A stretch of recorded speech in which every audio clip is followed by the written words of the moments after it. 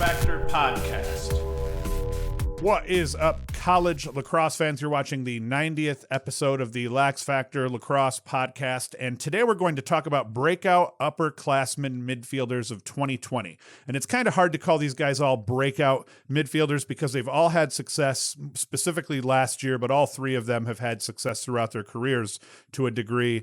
But they're all looking at jumps in their production for 2020, and all three of them, none of them are household names, but they should be, and I think all three of them will be by the end of this season. Before I get into it, as always, be sure to like, subscribe, hit the notification bell, share the video with everybody to let them know what we're doing here. And as always, you can go to laxfactor.com, get yourself some swag, hats, t-shirts, mugs, whatever. You can watch all these videos there to support us that way, and you can listen to the audio podcast as well. So first guy I want to talk about, I think it would be wrong here if I didn't talk about a Syracuse lacrosse player as my first breakout upperclassman of 2020. So number 12, senior midfielder out of Syracuse, Jamie Trimboli. In 2020, Trimboli's been Syracuse's most consistent offensive threat. He has at least 4 points in every game this season, except Binghamton, where he had 2 goals, 17 goals, 3 helpers, 20 points overall, 47.2% shooting percentage, 69.4% on cage, and 2 game-winning goals. Over his career, Trimboli's always contributed at a high level right from the start. 2017, he was 13-2, 2 game winners, 1 against Duke in OT. In 2018, he was 21-10, 2 game winners again, another one against Duke. And in 2019, 24-9, no game winners, but 6 man-up goals. And the reasons I hold Trimboli in high regard: he's clutch in big moments, 6 game-winning goals over his career, with the and 2 this season with the remainder of the season left. He puts shots on cage. Last season, 65.7% on cage, but only 24.2% shooting. And this season so far, 47.2% shooting percentage. So he's improved to shooting a great deal this year, and that production has increased, obviously. He takes care of the ball. He's averaged far under 1 turnover per game over the course of his career. That includes 50 games played and 44 games started since he was a freshman. He's wanted to play for the Orange forever. Trimboli has always wanted to be an Orangeman. He is now an Orangeman, and he's as glad as anyone to be there, and you have to love that about a player. And he's unselfish. He'll gladly share the spotlight, share the ball with his teammates, with his line mates, more specifically Dordovic and Curry. It's a really crowded midfield line, but they share the ball amazingly well together, and him being the senior most player on that squad, he kind of sets the example, and everyone else has fallen in line. But when shit hits the fan, he knows when to step up and to deliver, and he knows when to, pretty much when he needs to be the man, and he's done that well over the course of his career. So in the end, what's really not to love about Trimboli?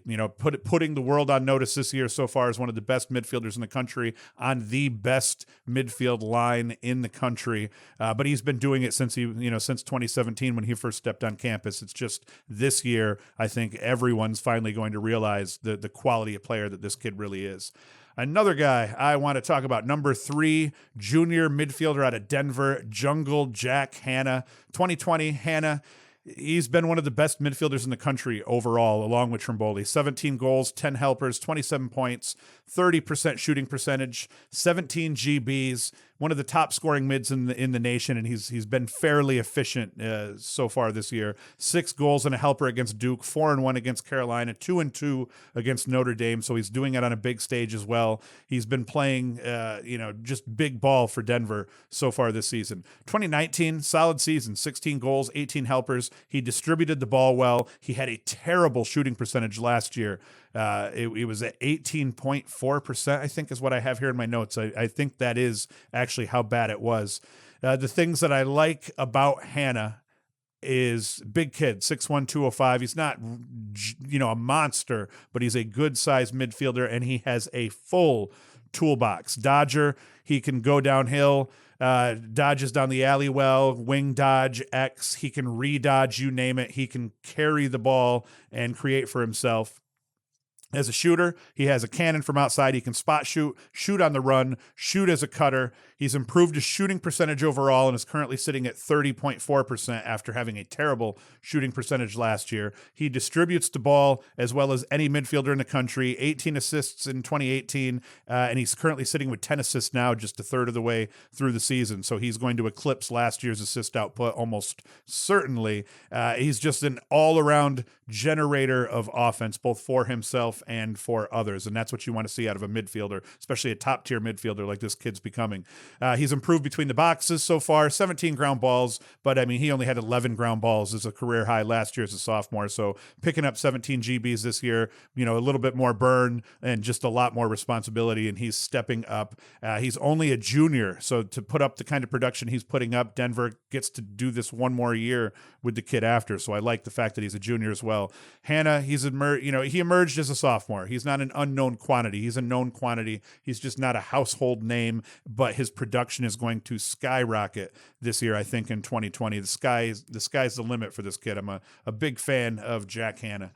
And the last guy I wanted to talk about, number 3, junior midfielder out of Cornell, Jonathan Donville. And he had a really solid junior year or freshman year and a sophomore year. But 2020, he's only a third of the way through the season, and he's already well over halfway to eclipsing his point total from last year. Last year, he put up 34 points with 13 goals and 7 helpers. He had 5 goals against Albany to start the season out, 2 and 3 against High Point, 3 and 1 against Ohio State, including the game winner, 2 goals in this big win over Penn State this past weekend. He's currently shooting 46.4%.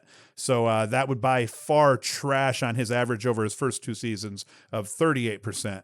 Over his career, he's always factored 2018, 18 and 17 for 35 points, 2019, 20 goals, 14 helpers for 34 points, 39 and 37% shooting percentages in those years, respectively.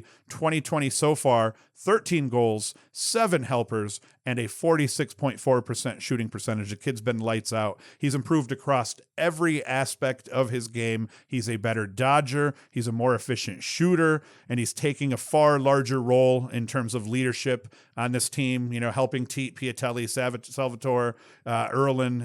No wonder Cornell is currently undefeated and sitting at number 2 are they number 2 in the country? I can't remember what they are, but no wonder they're doing so well so far in 2020, especially they were good last year. They just had to play in a brutal Ivy, and it looks like this year they may be able to get over that hump and become one of the top 3 teams in the Ivy, which means this year 3 teams from the Ivy could end up in the NCAA tournament. So that's what Cornell's hoping for. And they have Jonathan Donville to partly thanks.